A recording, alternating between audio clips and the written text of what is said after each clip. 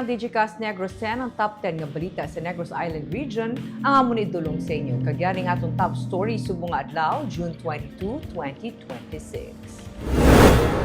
Banwa sa La Castellana, ginadumilian ang pagsulod sang baboy halin sa ibang nga lugar sa ilang nga banwa. Bagyo Francisco, nagababaskog sang habagat nga amo ang nagadala sang ulan sa Negros. Klase sa hinubaan, suspendido. Masobra sa 11 milyones pesos ka balor sa illegal nga droga nakuha sa separado nga mga drug operations. 17 ka mga kabataan na rescue sa dalanon sang Bacolod sang DSSD.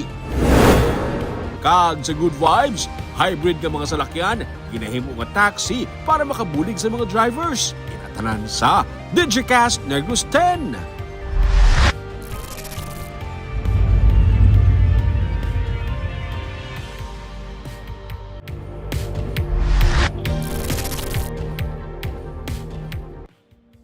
Sa number 10, banwa sa hinubaan ang nag-cancel sang klase sining nga adlaw bangod sang mabunok nga ulan. May lima naman ka eskwelahan sa Sipalay City ang nag-cancel man sang klase. Sa video ni Ay Aumentar, kuha 9:16 Lunes sang aga, hindi makatabok sa overflow sa hinubaan bangod sa makusog nga daludo sang tubig. Suno kay Mayor Daf Reliquias, nag-awas ng overflow pero kung may pagbunok ng ulan, masaming nag-aawas gidman ini.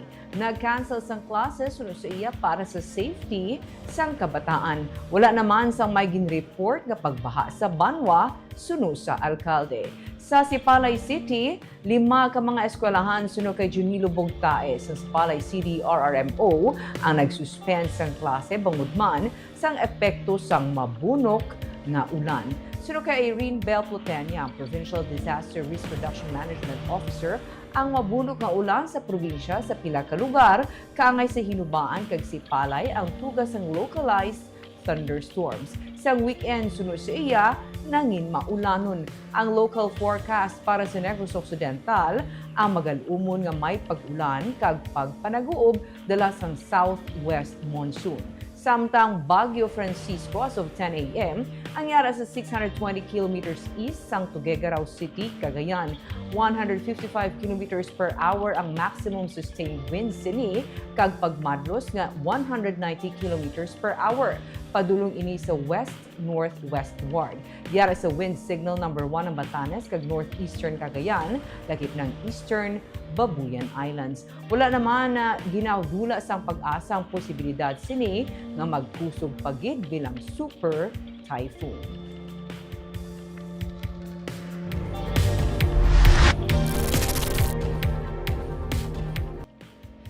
Sa number 9, inventor nga taga Bacolod ang recipient sang DOST MIRDC Legacy Trophy Award.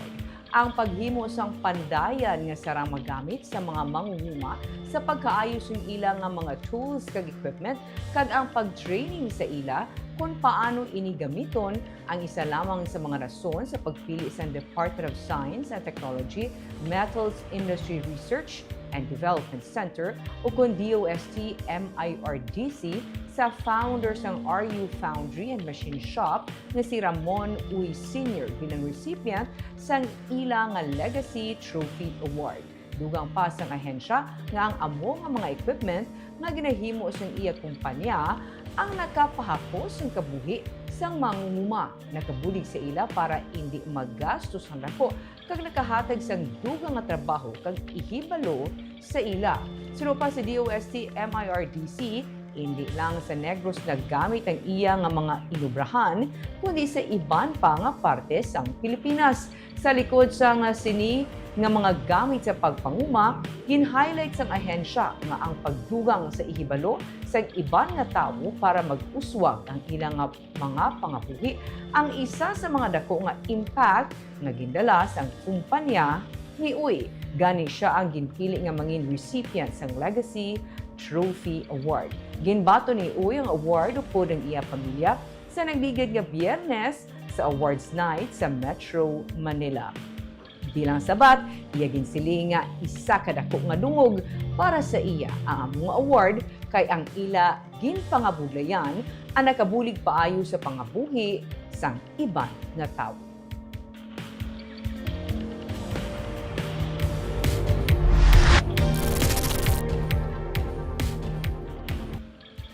Sa number 8, padayon nga ginaproblemahan sa syudad sa Bacolod ang mga nagatinulog sa sulod kag palibot sa Bacolod City Public Plaza.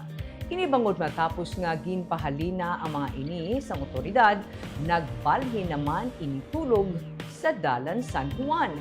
Base sa profiling sa syudad, may masobra 30 nga mga individual ang nagatinulog sa plaza, samtang may masobra naman sa isa kagatos ka mga barker ang nagatinir diri. Ginsiling ni Bacolod City Administrator Attorney Mark Steven Mayo nga iban sa mga nagatulog sa plaza ang hindi man taga Bacolod.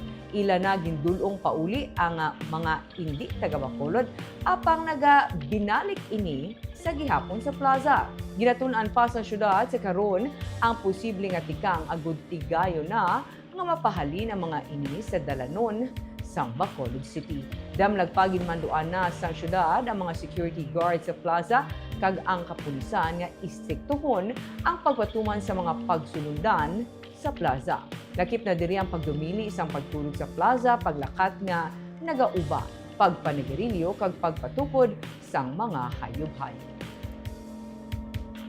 Dirigid more on sa mga dwellers, no, gatulog, gakaon, do gawi, no, sa wayon eventually maihaw sila, eventually we have to let them go kay siyempre may mga pamilya sila, then pagkadasonte balik naman sila, no. So amo ning ginalantaw naton nga sulit-sulit nga problema nga we're trying to find the permanent solution kay para hindi man silingan daw sila lang pero may bantayan ta. Now we have to do other things also and responsibilities para sa city. May figures kung matalo kung pila sila.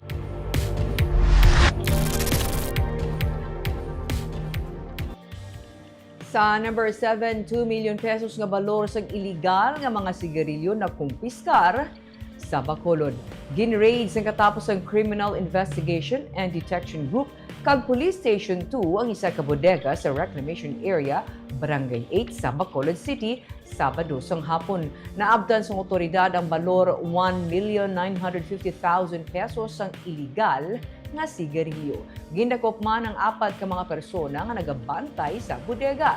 Silang ginkilala kay alias Eglen Sr., alias Eglen Jr. sa Dipolog City sa Zamboanga del Norte, alias Dran sang Zamboanga Sibugay, kag si alias Rhea sang Barangay Sumag sa Bacolod.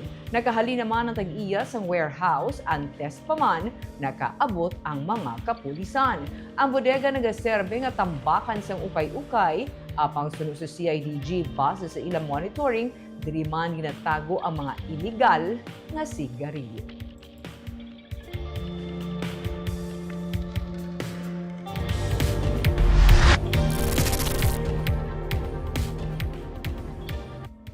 Sa number 6, masobra sa 11 million pesos nga balor sa illegal nga droga nakuha sa separado nga mga drug operations. Gindakop sa katapos ng City Drug Enforcement Unit ang 21 anyos nga lalaki matapos makuhaan sang 2,040,000 pesos nga balor sang suspected shabu sa Purok Nami-Nami, Barangay Banago sa Bacolod City sang Domingo.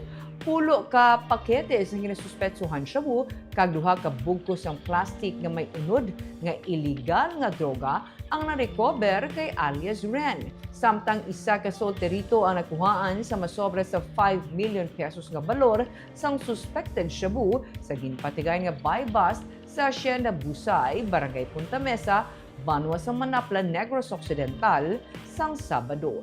Ginkilalang gidakop kay alias JM, 19 anyos, residente sa Barangay 1B sa Manapla. Nakuha sa iya ang 25 ka pakete sa suspected shabu, 3 ka knotted plastic bags ang ginasuspetsuhan shabu. Sunod sa Regional Police Drug Enforcement Unit sa Negros Island Region, makabig si alias JM nga isa ka supplier sang droga sa Manapla kag kaiping nga mga lugar pangod sa dako nga bulto sang shabu nga iya gina-deliver. Samtang na-recover sang kapulisan sang masobra sa 3 million pesos nga balor sang suspected shabu halin sa isa ka ginakabig high-value individual sa Purok 5, Barangay Liptong sa Valencia, Negros Oriental. Nadakop ang subject nga si alias Jeric sang Zamboanga City.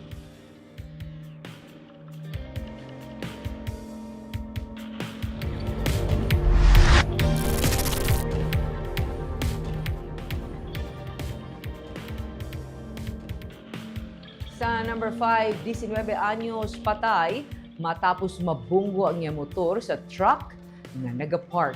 Halin sa iya ulubrahan ang 19 anyos nga rider sang siya nakabunggo sa nagapark nga Isuzu 10-wheeler sa tubang sang Homes Royal sa Barangay Alhis, Bacolod City, Domingo sang kaagahon. Bangod sang impact, naguba ang motor sang biktima nga si alias Dennis taga Barangay Kabug sa Bacolod. Nagwa sa investigasyon nga padulong sur sang circumferential road ang motor sa nakabunggo ini sa pangulihi nga bahin sa nagapondo nga truck. Nakaangkon ang rider sa madamo nga pilas sa iya ulo kag iban pa nga parte sa iya lawas nga nangin rason sang iya kamatayon.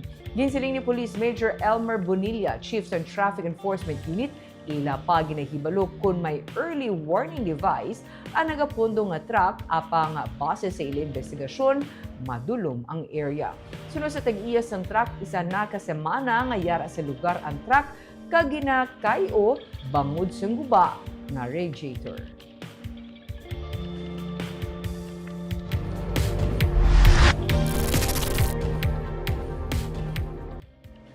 Sa number 4, 17 ka mga kabataan na rescue sa DSSD Bacolod.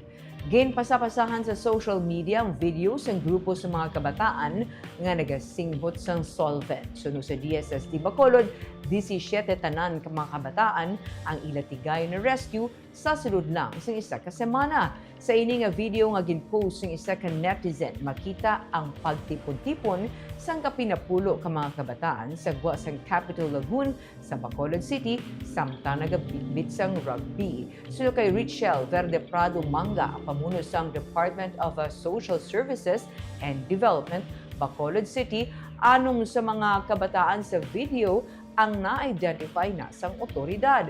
Apang sa mga ini, ang makapila na nga na-rescue sang DSSD, apang nagbinalik sa gihapon sa dalan.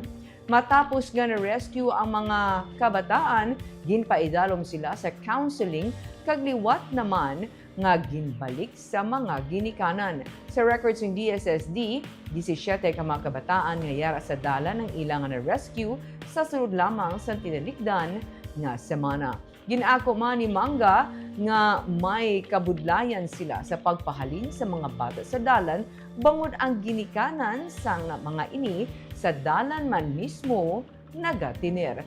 Kung mapamatud-an nga may kapabayaan ang ginikanan sa ilang mga kabataan, posible nga makuhaan sila sang parental authority kag ibutang sa paghinakop sa DSSD ang ilang mga bata nga nagatiner sa dalan.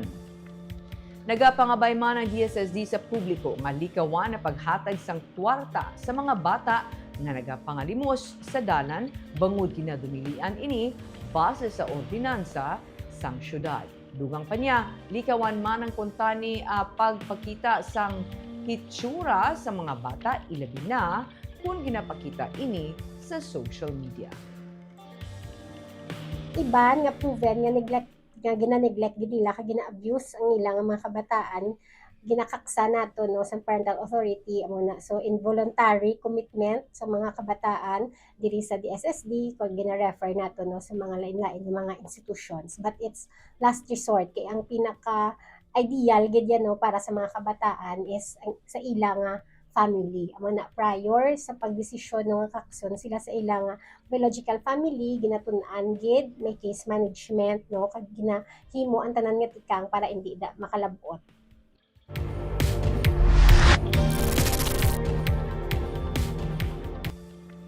Sa number 3, UNIFED, SRA, kag ang gobernador sa probinsya ang magasapol sa Martes sa pagtalakay sang pagpanghalit sang RSSI sa katubuhan.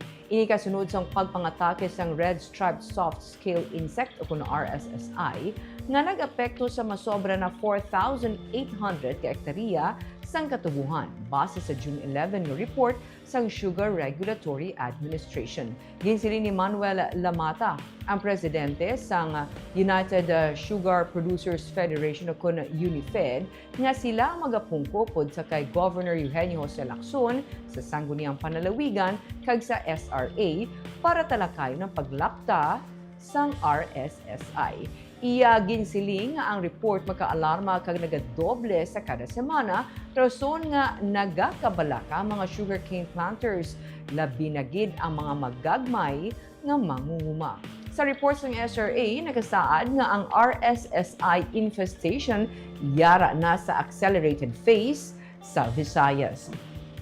Sang Biyernes, nagpanawagan na si 5th District Representative Emilio Bernardino Dino Yulos ang gilayon nga pagporma sa Provincial Task Force para sa RSSI para mapamatukan ang paglakta pagid sini. Luyag man sang kongresista ang pagpatigayon sa assessment para sa deklarasyon sa state of calamity.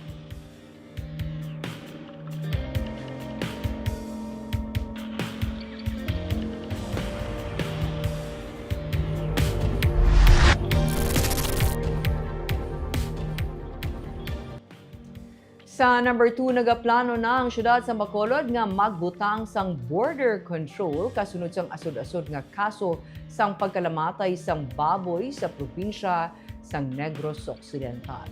Ginsiling ni City Administrator Attorney Mark Steven Mayo, wala pa sang may na-report nga kaso sang pagkalamatay sang baboy sa Bacolod kag wala man sa mga urgent concerns nga nakita ang City Veterinary Office sa mga slaughterhouse. Sa pihak sini, nagapangama ng syudad, hinali nga maglabot man ang amo nga kaso sa Bacolod City. Sino kay Mayo, madamos ang entry points ang Bacolod kag masami diri, nagalabay ang mga produkto sa baboy gikan sa iban nga lugar.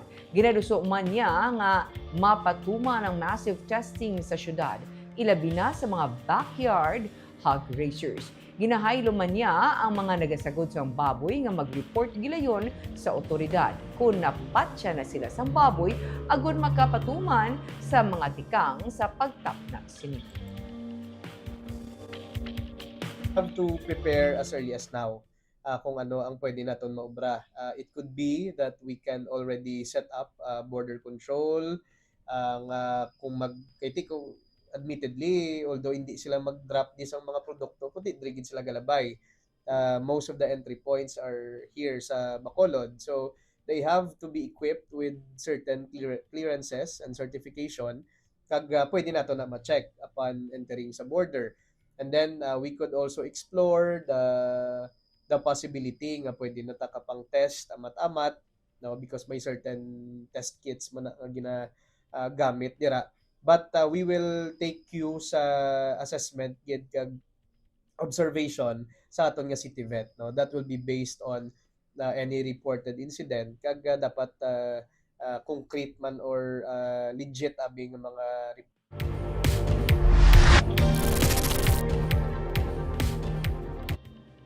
Kag sa number 1, Banwa sa Lacaseliana nagpagwa na sa executive order nga temporaryo nagadumili sang pagpasulod sang buhi nga baboy, similya sang baboy, karne sang baboy, kag mga pork-derived products gikan sa mga lugar sa gwa sang Banwa.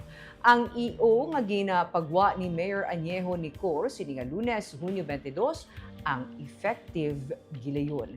Tuyo sang amo nga tikang sa municipal agriculturist nga mapabaskog ang biosecurity measures ng Banwa kasunod sa report sa pagmasakit kag pagkapatay sa mga baboy sa mga kaiping nga lugar. Damlag pa ang Association of Hog Raisers Alliance of Hog Raisers Association of Negros Occidental ang nag-report sa pagkapatay sa mga baboy sa Himamaylan, Kabankalan kag Ilog. May mga napatay man nga mga manugsagod sa mga manugsagod sa baboy sa Valladolid. Sunod kay Rimwell Laho, ang PIO sa Banwa, magabutang sila sa mga checkpoints sa mga barangay nga nagaserbe nga boundary sa mga entry points sa iban nga lugar sa pagpasiguro nga mapatuman ang pagdumili sa pagsulod sa baboy sa La Castellana.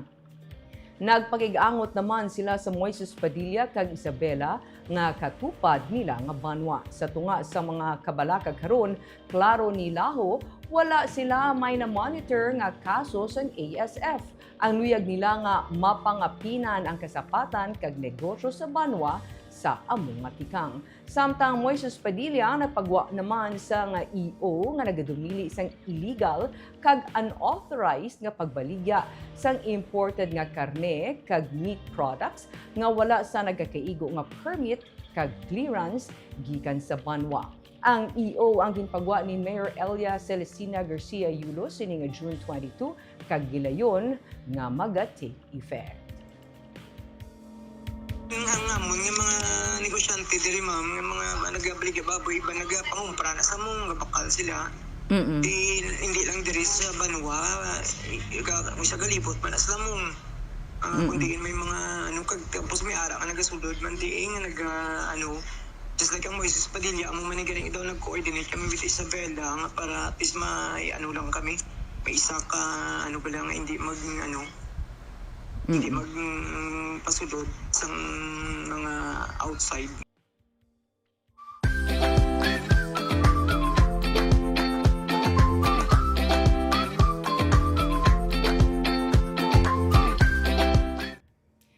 Sa Good Vibes, mga benepisyo sa pag-drive sang hybrid kag electric vehicle gin isa-isa sa mga taxi operators kag rent-a-car business owners. Sa Bacolod, may mga hybrid na nga mga taxi nga suno sa isa ka operator nangin dako nga bulig para sa driver. May report si Romeo Subal.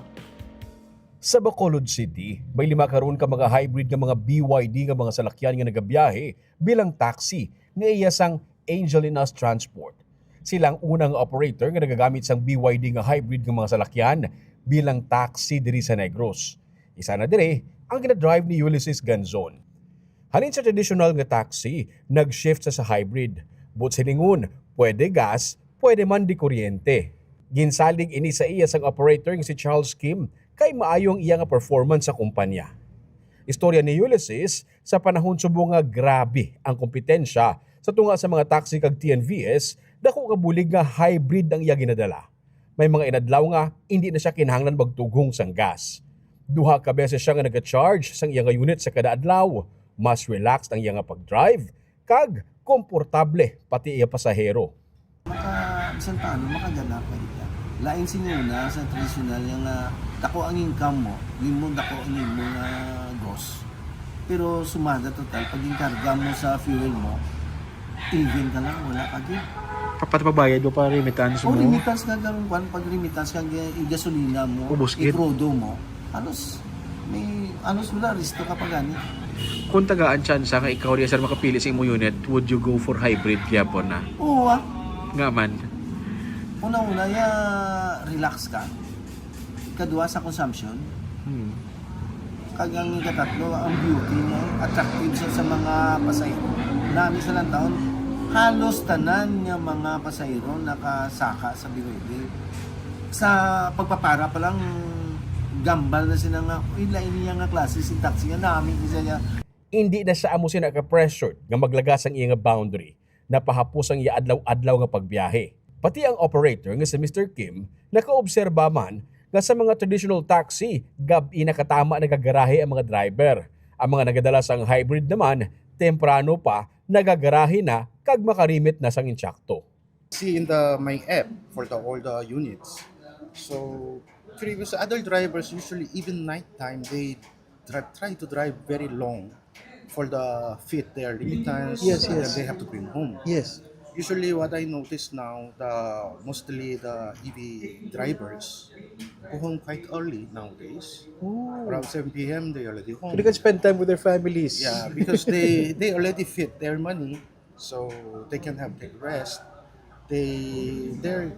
All the drivers said is much more comfortable to pay, no problem to pay remittance. Masobra sa isa ka gatos tanan ang mga taxi units ni Mr. Kim sa Bacolod, 5 diri mga hybrid nga BYD. Bangod sa nakita niya nga sa sini nga mga units, nagnubo ang expenses sa mga drivers niya kag bentaha ini para sa mga driver kag para man sa iya. Nagaplano siya nga magdugang pagidsang 30 ka mga BYD nga units. The important key is if driver wants to earn more, the expenses of driver must be small. And then, so based on there, the company also asking to driver a little bit higher limitants to pay. So company and driver also both can be healthy for the running of the company. So that's why I choose also EV cars. That's just only one? Or how many EV? Actually, right now we are testing 5 units. 5 units. And then we are additionally this year. I'm aiming around 30 units. EV units? Yes, sir. Additional 30? Yes, yes. Si Mr. Kim, isa sa mga naimbitar sa BYD Negros sa pinakaunang fleet conference. Ginambita ang mga taxi operators kag rent-a-car business owners sa isa ka pagtalilipon para mapakita sa ila ang mga benepisyo sa paggamit sang electric vehicle. Sunod sa kay Luis Martinez, ang Corporate and Fleet Officer sang AC Mobility, nga among distributors ng BYD sa Pilipinas, magluwas nga makabulig pahagan-hagan sa pollution ang paggamit sa electric vehicle. Dako ini nga bulig sa mga drivers nga hindi matamaan sa gasto sa pagpatugong sang gasolina. Simply because, sir, para una sa nature, as I mentioned, na parang zero emission na, no? By 2030 as yung part nga ng vision namin sa Yalak Company. Pangalawa, sir, syempre, yung efficiency ng gasolina, mas mura. Diba? Mas mura siya sa traditional na sasakyan in terms of gasoline. Hindi na pwedeng for so long magiging dependent tayo sa gasolina, di ba? So katulad nga, isang example yung oil crisis, no? Yes. Na nagkaroon ng scares sa mga consumers ng gasolina, no? Lahat nagpa-panic buying. So, with the transition to electric, di ba? So, mahirap naman. Siguro kung mawalan tayo ng electricity dito sa Pilipinas kasi lahat naman dependent sa electricity. So, with that being said, so at least pag nag-transition sa EV yung mga transport sectors ngayon, diba, wala na silang wino-worry na oil crisis. Magluwas sa Negros, nalibot na Manila ang Iloilo, Cebu kag iban pagig mga area sa Luzon kag Mindanao. Kag may mga taxi operators naman nga nag-amat-amat na cambio sang ilang units sa electric vehicle. Dugang pa niya, hindi man mabudlay ang pag-maintain sa sining mga salakyan kay sila mismo ang nag-manufacture sang halos tanan nga parte sang ilang mga vehicle. Romeo Subaldo para sa Digicast Negros. Kagitang naga-shout out sa ating mga live viewers kay Gorzal Ramos, Mary Rose. Hamba niya maing hapon, Digicast Negros. Good afternoon to you too, ma'am. Chris Paduhilaw, good afternoon, ma'am Barbara, watching live from Banga Lutak, Barangay Narawis, Hinigaran. Mirna Garrido Clavel, good PM, Digicast Negros, and ma'am Barbara watching from Bacolod City. Gerardo Marquez, maing hapon Digicast, kag ma'am Barbara. Sam De La Torre, Pamplona. Maing hapon Digicast Negros watching from Dammam, Saudi Arabia. Lucy Cruz, Binalbagan. Reaction niya, I think, ni ma'am sa report na kaina. Hambal ni ma'am, solvents like rugby, paint thinner, and acetone pose severe risks to the neurological and physical development of children. By cutting off easy access at the retail level, the city is actively safeguarding its most vulnerable citizens. Yan na opinion ni ma'am sa aton nga story kaina. Good afternoon also kay Mary Pedersen, kay Sir Romel Mahilom Galio, maing hapon ma'am Barbara, hamba niya.